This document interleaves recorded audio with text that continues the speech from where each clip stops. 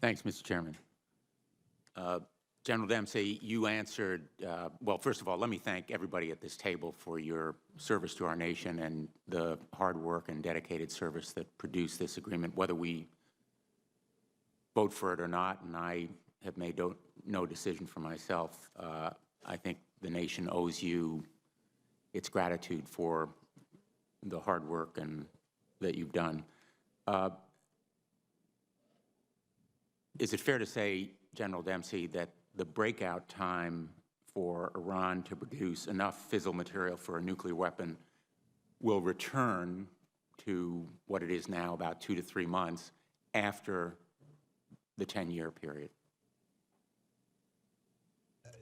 I don't know that it's fair to say that, because I think that some of the additional protocols and things which are out of my area of expertise could inhibit them for a longer period of time. Let's assume for the moment that, in fact, the breakout time is reduced at the end of that 10-year period to essentially what it is now.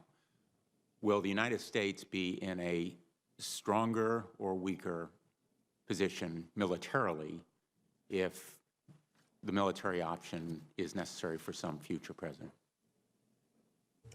The chairman earlier correctly pointed out that Iran could procure some weapon systems that could make our military option more difficult, but will not make it more impossible. And I think the answer to your question, Senator, depends how we use the time between now and then.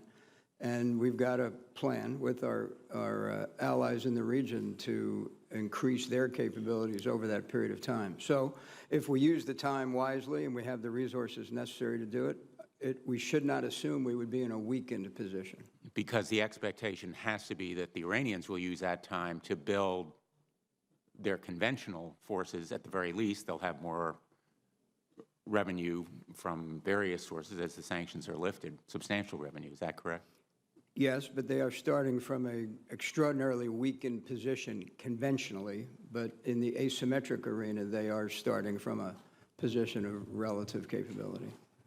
Where I'm going with this question is, what changes in military force structure do you think the United States has to take, both to make sure that our national security is assured and also that our allies is as well? What specific changes should the Armed Services Committee be supporting in the near and longer term? Well, I mean, that's almost a separate hearing, but I would suggest to you that we really need to have the kind of budget certainty that the Secretary of Defense has articulated, and then secondly, that we should not at this point in time consider reducing our force presence in the Middle East area of responsibility. Secretary Lew, let me turn to the economic sanctions that could be available, which my colleague from Iowa has mentioned. Can those be put back in place? Can the United States alone, even without our allies, use its finance system and its banks to implement a severe sanction system? Senator, we certainly have very significant tools that we have used unilaterally and we could use again unilaterally. But what we've seen over the last several years is the impact of multilateral sanctions that have truly had a crushing impact on Iran's economy. It's brought them to the table. They've reached the agreement that we're here discussing. I think the notion that we can unilaterally equal or surpass that is something that is inconsistent with what we've learned. We may not be able to equal or surpass it, but we can certainly make a significant and also severely damaging effort if we choose to do so. We can. And what I would say is, importantly, that the snapback provisions that are in this agreement, if Iran violates it, make it so that both the U.S. and the international sanctions would be back in place, which puts us in the strongest position. The challenge will be to mobilize our partners in that effort. I don't think it's a challenge. The way it was constructed is a very strong snapback provision. The international sanctions snap back in a way that we can work our will by exercising a veto if there's a disagreement with us. Secretary Kerry, did you have a comment? I noticed that you seemed to be. There's a surreality here. I mean, and with all respect, the senator from Iowa is not here, but the President of the United States is not mandating war. He's not, doesn't want to go, it's not his choice, and he's not advocating war.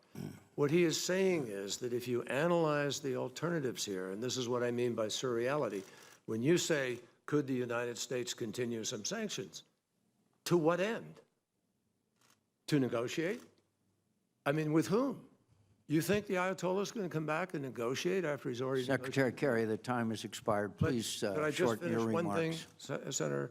Yes. The reason that the president talks about the possibility of war is Iran has already made it clear that if this is rejected, they consider themselves free to go back and enrich and to go back to where they were with the 12,000 kilograms, 10 to 12 bombs, et cetera.